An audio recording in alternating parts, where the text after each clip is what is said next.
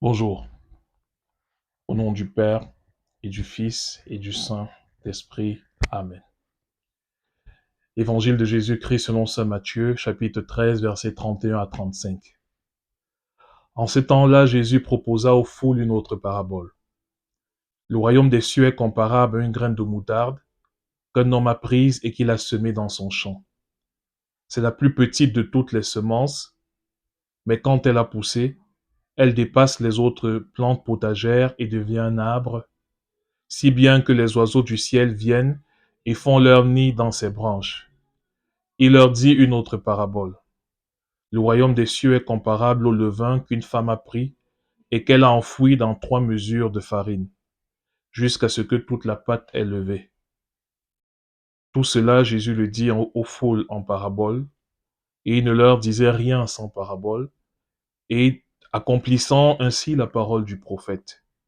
J'ouvrirai la bouche pour des paraboles, je publierai ce qui fut caché depuis la fondation du monde. Alors, dans cet évangile, Jésus nous rappelle qu'il a planté, qu'il a semé dans notre cœur la graine de la sainteté, la graine de la vie divine.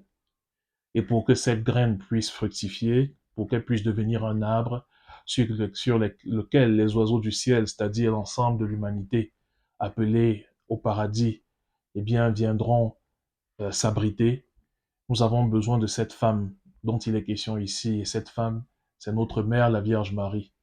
La Vierge Marie qui est la toute sainte, la Vierge Marie qui veut nous conduire à cette intimité avec Dieu, à cette sainteté, à cette vie d'amour avec la très sainte Trinité.